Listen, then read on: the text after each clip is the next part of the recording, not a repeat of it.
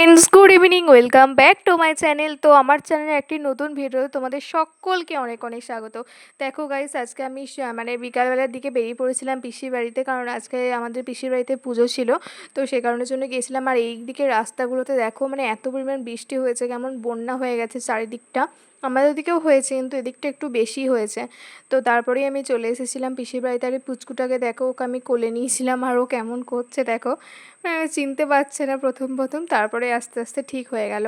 তো তারপরেই আমরা বেরিয়ে পড়েছিলাম একটু ঠাকুর দেখতে, যেহেতু জয় দুর্গার মন্দিরে, মানে জয় দুর্গা পুজোতেই আমরা এসছি।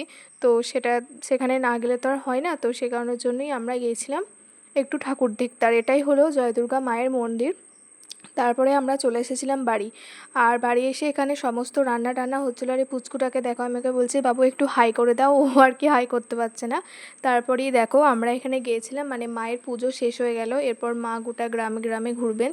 তো সে কারণের জন্যই আমরা ওটাই আর কি দেখতে গেছিলাম। আর দেখো মায়ের রথটা কি সুন্দর সাজিয়েছে না ফুল দিয়ে। তো এই জিনিসটা আমার খুবই ইন্টারেস্টিং লাগছিলো, যে একবার পেছুচ্ছে একবার এগুচ্ছে। তো এই ব্যাপারটা আমার খুবই ভালো লাগছিলো, আর দেখেও কিন্তু মনটা অনেকটাই শান্তি লাগছে। তো এটাই আর কি আমরা দেখতে গেছিলাম। আর এখানে মানে কত লোকজন দেখো। আর তারপরেই আস্তে আস্তে মা বেরিয়ে গেলেন গ্রামে ঘোরার উদ্দেশ্যে।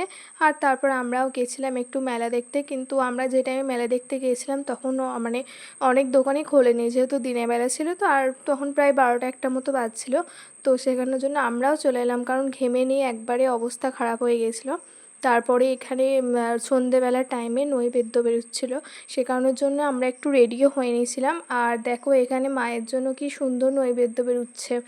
আর এখানে ছিল তোমার 3টে মতো নৈবেদ্য, ওদের নাকি গোটা পাড়াতেই এরকম বেরোয়। মানে আমি ঠিক জানি না, তাও কিন্তু নৈবেদ্যগুলোকেও কি সুন্দর সাজিয়েছিল না। মানে আমার তো খুবই ইন্টারেস্টিং লাগছিল দেখতে।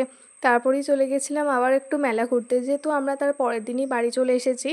সে কারণের জন্য গিয়েছিলাম একটু মেলা দেখতে। আর মেলা দেখতে যাবো, ফুচকা খাবো না এটা কিন্তু হয় না। তো সে কারণের জন্যই ফুচকা আর আইসক্রিম আমি এখানে খাচ্ছিলাম।